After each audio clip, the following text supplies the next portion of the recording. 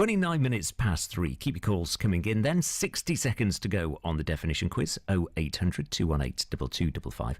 Keep your calls and your texts coming in for your crumpets preferences. And while we do that, let's look at today's Manchester People. I've really enjoyed this week. We're talking to Liz Taylor, a proper Mancunian, born here, raised here, and still living here.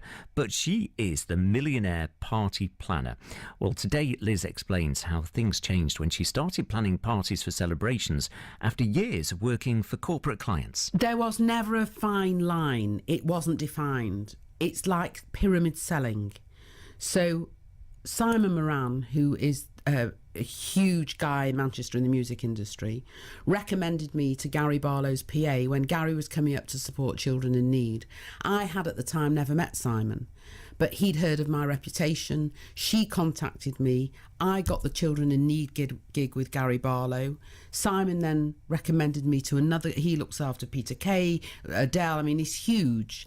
And he's been an amazing supporter and for, you know, with no agenda, amazing. But I suppose a mutual respect and recognition that he knows that I'm not going to let him down. Gary then introduced me to Robbie Williams, who then introduced me to Howard Donald, and so it went. And it is pyramid selling, but it's not because I'm in with the right people. It's because I assume that I do the best job. And so that's how the celebrity angle came in. And then I had all the Coronation Street cast. I've done their 40th, the 50th. I did Michelle Keegan's, Mark Wright's, because we're good. And sometimes it frightens me that people's perception is that we are a celebrity event organiser, because I'm not. I am just an event organiser that happens to have some high-profile clients. What interests me is, and I love the word vulgar that you used earlier, and because you've done this for so many years and you know what's right and what works, is that quite often you're dealing with people that have come from, you know, very frugal backgrounds who've, you know, inherited money, be it business, be it in the corporate world or whatever. And their idea of what they think they want from a party might, in your mind, think, well, that's just vulgar. That's just not going to work. How does that work then? How does the relationship work? My mantra is that this is very selfish, but I'm only as good as my last event. So how we walk away from that event shapes my future. So I would never let anybody do anything that would compromise my brand because I've worked too hard. And isn't really like being a bit like a psychologist. So you'd sit down and say, do you know what? I want 10 nude women on the bar and I want them with tassels. And I'd go, do you know what? I'm really not. Let's just look at a different way of making that work.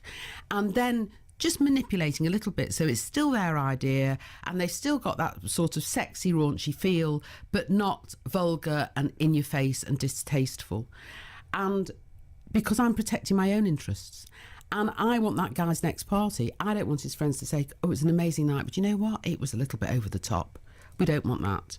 We want them to go away. I mean, I've had 2 nights in Edinburgh this weekend, a private client who took over a castle, and the emails that I've had have just been mega. And it was mega, and it was in the best possible taste. It's irrelevant to what they spent.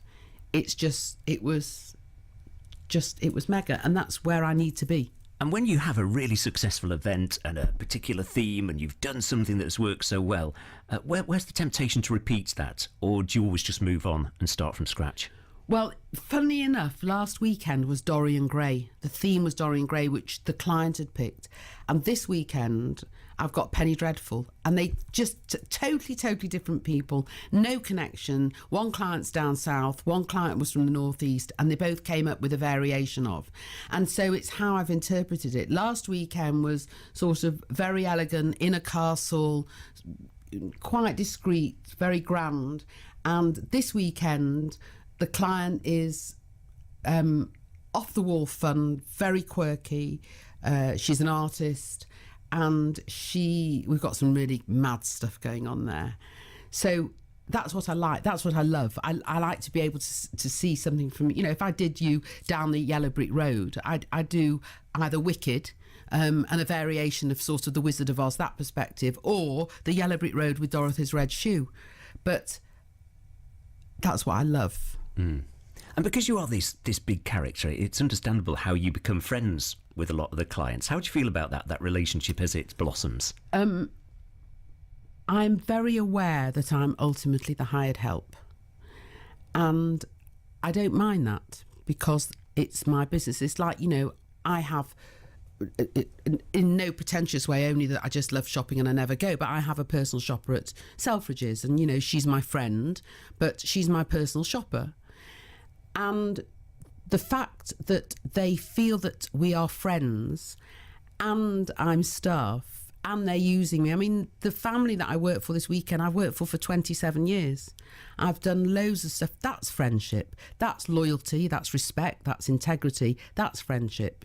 Going out for a drink with somebody or having a meal with somebody can be fairly fickle. But I know that these people are my friends because they invest in me. And therefore, I give them 100% back. And I'm Pisces. And what bird sign are you? Virgo. Oh. That would go well.